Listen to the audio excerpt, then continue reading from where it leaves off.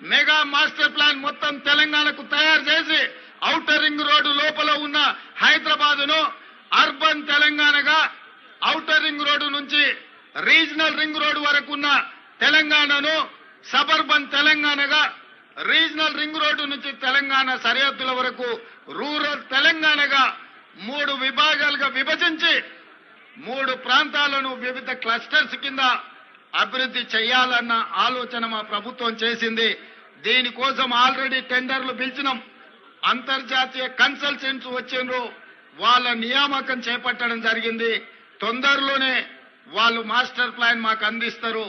Master plan అందించిన మరుక్షణం ప్రజాభిప్రాయ సేకరణ కోసం బహిరంగంగా పత్రికలలో పూర్తి స్థాయిలో ప్రచారం కల్పించి ప్రజల యొక్క అభిప్రాయాన్ని తీసుకొని సలహాలు సూచనలు తీసుకొని ఫైనల్ గా మెగా మాస్టర్ ప్లాన్ పబ్లిష్ చేసి తెలంగాణను అభివృద్ధి పదం వైపు నడిపించాలని, రాబోయే 100 సంవత్సరాలకు కూడా ఒక గొప్ప నగరంగా తీర్చిదిద్దాలన్న ఆలోచనతోని ఈ రోజు మా ప్రభుత్వం పనిచేస్తున్నది.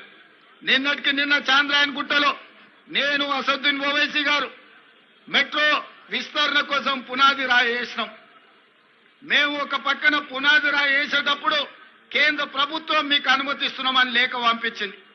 పునాది రాయి వేసి సంతోషంగా అభివృద్ధి చేద్దాం అనుకుంటే ఒక ఆయన కాళ్ళలో కట్టబెట్టి ఆయన ఢిల్లీకి చెప్పిండంట, ఇప్పుడు అది ఆపండి అని చెప్పి వాళ్ళు అంటున్నారు. మీకు చేయడానికి చేత కాకపోతే మేం చేసేటప్పుడు కనీసం కాళ్ళలో కట్టబెట్టొద్దని వాళ్ళకి చెప్తున్నా. ఇది అధికారిక కార్యక్రమం కాబట్టి ఎక్కువ వివరాలు చెప్పడం లేదు. కానీ హైదరాబాద్ లో మెట్రో విస్తరణకు అడ్డుపడుతున్న వాళ్ళని వేదిక మీద నుంచి నేను హెచ్చరిక జారీ చేయదలుచుకున్నా.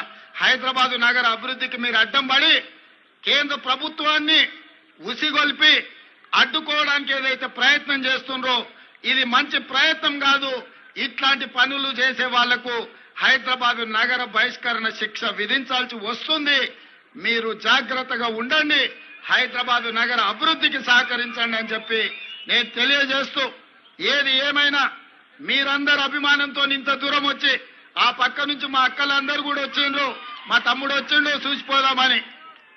ఎందుకంటే నేను కూడా గ్రామాల నుంచి ఇక్కడికి వచ్చిన వాడిని, వాళ్ళందరూ కూడా మా చుట్టాలు మా దగ్గర ఇక్కడ ఉండేటోళ్ళందరూ. మీ అందరికీ పేరు పేరున మిమ్మల్ని అందరినీ వ్యక్తిగతంగా కలవలేకపోవచ్చు. మీ అభిమానం నా ఎంబడి ఉన్నది, మీ ఆశీర్వాదం నా ఎంబడి ఉన్నది.